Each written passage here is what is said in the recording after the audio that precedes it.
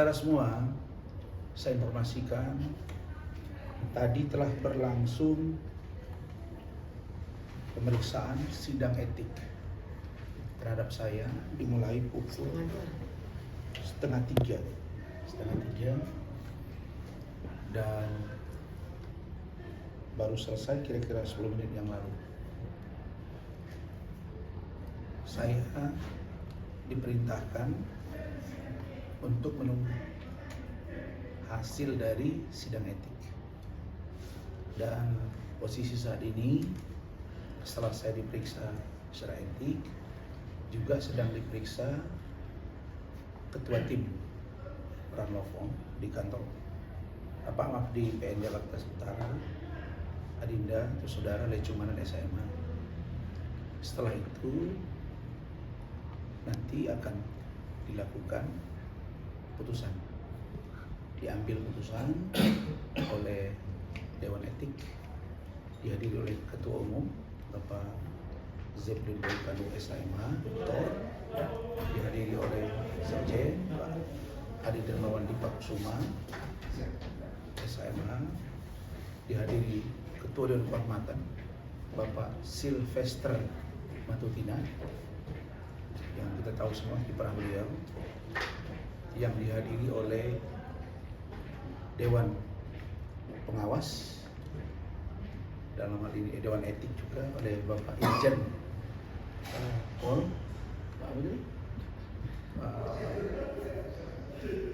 Irjen Pak Jenderal Bintang 2 tadi beliau, dan dihadiri juga oleh Wakil Ketua Umum dan pengurus yang lain. Saya diperiksa secara detail. Izin Bang, siap. Semuanya saya sudah uraikan, data-data, fakta-fakta, terutama yang berkaitan dengan persidangan. Dan saya juga menyampaikan tentang dibekukannya berita acara sumpah terhadap saya. Walaupun dalam terminologi bahasa Indonesia, sumpah itu artinya tidak aktif dan dapat diaktifkan kembali. Dan dalam klausul hukum yang kita pahami, belum ada aturan yang menyebut dan atau mengatur bahwa pengadilan tinggi dapat membekukan dan atau mencabut sumpah seorang advokat. Dan itu juga dipertegas oleh Pak Otto Hasibuan, jangankan untuk membekukan dan atau mencabut, untuk mengawasi advokat pun pengadilan tinggi tidak berwenang. Maka dikembalikan kepada organisasi advokat. Saya hanya ingatkan teman-teman semua supaya tidak salah dalam menafsir preskon yang dilakukan oleh Mahkamah Agung. Dalam preskon dimaksud disebutkan bahwa saya dibekukan berita acara sumpah dan diberitahukan kepada seluruh pengadilan tinggi dan pengadilan negeri di seluruh Indonesia. Itu maksudnya apa? Maksudnya supaya diketahui bahwa saya dibekukan. Dan kalau ada persidangan, maka bisa jadi ya saya tidak diizinkan. Itu poinnya. Jadi yang namanya pendampingan klien di kepolisian, di kejaksaan, di KPK, dan atau dan dalam rangka pembelaan hukum non litigasi itu itu masih bisa saya lakukan. Adapun tentang berita acara sumpah saya di pengadilan itu pun masih debatable. Dan itulah nanti yang saya mohonkan kepada organisasi untuk menyikapinya. Karena ini jelas menurut saya adalah satu sikap yang menurut saya perlu dikoreksi. Tapi yang poin satu saya ingatkan teman-teman bahwa saya tidak benar kalau diberitahu melepas tugas profesi saya, itu tidak ada. Profesi advokat itu bukan digugurkan dari saya. Nah, mudah-mudahan nanti sidang etik itu tidak menghukum saya berat, itu doa saya. Dan mudah-mudahan organisasi bisa melihat ini secara jernih dan secara terang benderang. Nah, jadi kita tunggu nanti mereka selesai sidang etik, nanti akan dipanggil media semua dan saya akan dipanggil bersama Pak Lecumana untuk kita dengar. Satu yang saya tegaskan kembali, saya akan patuh dan tunduk pada putusan apapun yang diambil oleh Dewan Kehormatan, Dewan Pengawas, pengurus DPN, jajaran seluruhnya terhadap saya. Apapun yang diputuskan saya akan ikut terkait dengan kejadian dugaan sedikit, saya sebutnya sedikit, keributan di Pengadilan Negeri Jakarta Utara. Begitu. Cukup ya? Tinggal kita tunggu ya. Ada pertanyaan? Mungkin selama di dalam apa aja Bang yang dipaparkan atau dipertanyakan? Ya, tentulah yang dipertanyakan itu tentang kenapa terjadi ada keributan. Nah, saya ini merasa berdosa kepada seluruh tim hukum saya, terutama saudara Firdaus. Walaupun itu tindakan itu yang dilakukan oleh saudara Firdaus, tetapi itu tentu akibat dari sikap tersebut merugikan beliau. Dan saya sangat prihatin dengan kejadian itu. Dan tentulah saya sebagai seorang terdakwa di situ, bukan sebagai orang yang sedang beracara, nanti biar dianalisa oleh DPN, maka saya tidak bisa mengontrol secara langsung karena dia juga spontanitas. Nah, kemudian yang kedua, bagaimana dengan video yang viral, saya megang meja, terus saya sebut koruptor, saya sebut, Anda harus tahu ya bahwa lembaga penegak hukum termasuk hakim, jaksa, pengacara, polisi juga banyak oknumnya yang koruptor. Nah, jadi poin yang itu juga tadi ditegas oleh pihak Dewan Kehormatan. Kita lihat bagaimana hasilnya, nanti akan disampaikan. Itu saja poinnya. Okay. Dan di dalam itu tadi ada siapa saja Bang yang ada lengkap. Jenderal ada, Jenderal jadi lupa saya. Pak Adi, tolong tanyakan Pak Adi, Pak Jenderal apa yang di dalam yang sama ibu itu? Ibu itu Jenderal sama ibu yang di dalam ruangan tuh Pak Adi, sini. Ini. Jenderal apa Bu? Namanya Dewan Kehormatan itu tuh Bu? Irjen Andar Dewan. Pak Irjen Pol Andar Dewan. Beliau itu pensiunan polisi. Ya, panggilan kami selama ini disebut dengan Pak Irjen Andar. Jadi Pak Jenderal Andar di situ hadir, Pak Sylvester Matutina sudah hadir, kemudian Ketua Umum juga hadir, Sekjen hadir, Waketum hadir, dan fair. Malah sekarang diperiksa itu Pak Lecumana. Pak Lecumana itu adalah Wakil Ketua Umum DPN Pradi Bersatu, tapi beliau diperiksa karena dia ketua tim, diminta pertanggungjawabannya kenapa terjadi keributan itu. Saya sampai bilang, waduh kasihan beliau ini jadi diperiksa gara-gara saya. Tapi Pak Lecumana itu orangnya fair, dia bilang nggak apa-apa Bang Rasman, saya akan sampaikan apa yang utuh. Itu sempat ada perdebatan dikit Bang di dalam atau? Bukan perdebatan, kita mana berani mendebat. Kan mereka pimpinan, saya hanya menjelaskan, mengurai secara utuh apa yang terjadi. Saya tidak mungkin menambahi karena semuanya by data. Saya ditanya, hebatnya Pak Andar itu, Pak Anjar bukan Pak Andar ya, Pak Anjar itu mengatakan bahwa Pak Rasman, saya tanya Bapak pengacara, saya polisi, Bapak salah nggak? Itu kan sudah pertanyaannya mati ya kan? Ya, salah nggak? Kalau Bapak merasa Bapak tidak bersalah, jelaskan alasan Bapak tidak bersalah. Kalau Bapak merasa salah, apa yang salah yang Bapak lakukan? Kami sudah lihat di video, kami sudah lihat sebelum kami mengambil keputusan. To the point aja.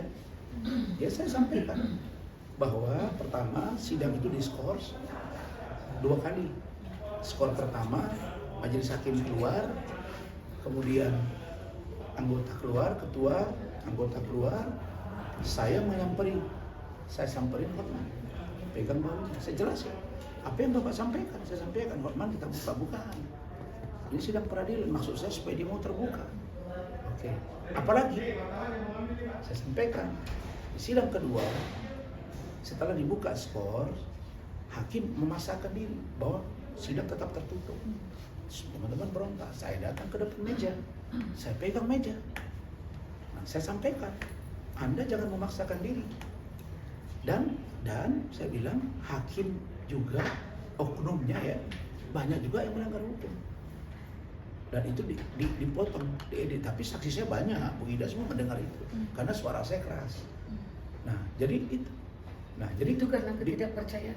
Iya, ketidakpercayaan saya dan saya tertekan. Tertutup. Mulai dari awal karena lo tertutup akan menurut saya akan datang lagi ruang-ruang gelap seperti yang saya alami. Maaf ya, dalam tanda kedugaan saya di kepolisian dan kenapa jadi P21 di kejaksaan, itu saja. Jadi itu saya jelaskan. Nah, kalau di dua itu saya beritahu, saya tangan saya begini, waktu duduk saya jelaskan dengan runut, waktu berdiri saya begini, saya datang dengan Hotman, saya duduk lagi, terus sidang kedua setelah disuka pegang meja. Itu yang faktual. Jadi kalau itu ada pelanggaran, saya serahkan kepada pimpinan. 2 poin saja. Ada berapa Ya. pertanyaan Bang tadi di dalam? Ya banyak lah, mungkin kalau dihitung-hitung 20 pertanyaan ada. Ya, oke ya. Tapi berarti harapan dari abang sendiri tetap patuh dan tunduk. Ya, bukan, ya saya sebagai seorang anggota, saya senang. Di KAI saya nggak temukan ini, walaupun padahal saya vice president. Tidak pernah diperiksa, tidak pernah ditanya ibu ini. Saya sudah 2 kali dipanggil etik. Pertama dulu kasus si perempuan itu, yang video-video itu dengan saya. Udah, saya dinyatakan tidak terbukti. Yang ini saya jelasin. Ini. Yang 2 poin tadi intinya. Oh, di sini yang bakal etik. Iya. Ini yang kedua. Yang pertama tidak terbukti. Yang ini saya nggak tahu dalam bentuk apa sanksi kepada saya. Saya akan terima. Itu 2 poin tadi. Nah, sedangkan Pak Lecu diperiksa karena dia ketua tim dan dia juga ikut berteriak. Kemudian teman-teman yang lain juga berteriak sama seperti. Jadi yang dilaporkan itu dan kawan-kawan semuanya kami dilaporkan. Saya udah cek semuanya dan tinggal perannya yang berbeda-beda. Ya, misalnya kalau Bu Ida bicara misalnya hanya menyampaikan protes sidang harus ini tidak ada, ya saya kira itu sangat manusiawi. Begitu juga pakai toga, begitu juga dengan tim yang lain, Pak Rihan, Pak Lecu, Binto, semua dari situ. Terus kalau itu dianggap sebuah kesalahan, ya biarlah etik kami yang menilai. Tapi yang pasti Ibu Ida Neti tidak disidang etik oleh Pradi pimpinan Pak Oto. Nah, kalau itu di sidang etik nanti semua diperiksa ini. Ini Rahman nih, Pak Pradioto semua nih. Nah, Bu Ida, Pak Rahman, 80%. kemudian Rihat, ya kan? Ya. Semua di sana. 80% dari 33 tim hukum saya. Sekarang nambah 2 lagi dengan Bung Herwanto dengan Bang Egy Sujana. Tadi Bang Murakarta minta buatkan surat kuasa juga. Nambah. Nah, itu mungkin sudah menjadi 35 atau 36. Jadi pertanyaannya cuma itu aja, singkat, padat, dan saya jawab sesuai dengan apa yang sesungguhnya. Saya tidak berani merekayasa apapun karena Pradi Bersatu ini benar-benar kompeten untuk memeriksa saya. Bang, artinya ini sekaligus mengadu juga terkait dibekukannya BAS, PT BAS Abang atau gimana? Iya, saya memang menyampaikan agar pembekuan BAS saya ini disikapi. Nah, mereka sedang mendalami. Dan ya kita memang sama-sama tahu bahwa PT tidak berwenang untuk membekukan, tidak berwenang untuk menarik. Nah, apakah ini dengan menggunakan tangan besi, ya, atau istilah main kayu, misalnya dipaksakan, ya saya serahkan ke organisasi. Nah, kalau organisasi memerintahkan saya, misalnya nih, saya dianggap salah, kemudian saya harus minta maaf, ya saya lakukan. Ya mana? Saya lakukan. Kalau diperintahkan saya harus minta maaf, tertulis, saya harus minta maaf secara lisan atau kedua-duanya, dan minta maaf secara terbuka di depan media, ya saya akan lakukan. Kalau mereka men-skor saya, juga saya akan terima. Kalau mereka pecat saya, juga saya akan terima. Karena undang-undang mengatur begitu. Asalkan saya didengar keterangannya. Yang saya tidak terima selama ini, saya tak pernah didengar keterangannya. Makanya muncul begitu. Kalau seandainya ibu pimpinan sidang waktu itu mendengar kami di awal-awal, nggak ada itu yang namanya keributan, yang sedikit kekacauan itu. Tapi karena nggak didengar sekali, terus 2 kali juga sidang skor yang kedua itu juga begitu. Jadi kita sudah dari awal sudah mencurigai, maka berdasarkan itulah kita ada sedikit benturan di dalam, yang dalam kategori tidak ada benturan fisik ya, hanya benturan pikiran, ada ribu-ribu, ada perbedaan, ada suara-suara yang agak sedikit kencang. Begitu. Bang, akankah menyurati ke PT PAS sendiri nih? Nantinya menyurati surat Saya udah bilang tadi dalam bahasa Arab sam'an wa ta'atan. Saya dengar dan saya patuhi. Itu. Saya udah bilang tadi, seandainya saya diberhentikan pun hari ini saya terima. Nah, kan saya sudah bilang sama kalian kalau memang itu. Tapi kalau memang BAS itu hak saya untuk dikembalikan dipulihkan, ya pulihkan. Kalau memang saya masih berhak untuk menjalankan tugas profesi, saya lakukan. Jadi mesti diingat gitu. Jadi Mahkamah Agung itu mengatakan bahwa saya diminta untuk diperiksa etik oleh organisasi, ada. Nah, karena itu yang berwenang adalah organisasi, termasuk pemberhentian, termasuk kalau berhenti itu mengambil berita acara sumpah, dinonaktifkan. Itu yang berwenang siapa? Organisasi advokat, bukan PT. PT itu dia hanya menjadi saksi. Coba kalian lihat pernyataan Bang Adrian Buyung Nasution. Bang Buyung mengatakan bahwa dia salah satu inisiatornya. Tadinya rencananya di zaman dulu sumpah itu dilakukan di tempat suci, ada di masjid, ada di gereja, di tempat-tempat suci. Nah dia berpikir di mana dilakukan ini? Karena sumpah kepada Tuhan, bukan sumpah kepada PT. Jadi penyelenggara itu adalah organisasi advokat, sumpah itu bukan PT penyelenggara, kan gitu. PT itu menghadiri dan diaturlah di situ ketua PT. Makanya ditampilkan di situ 2 saksi.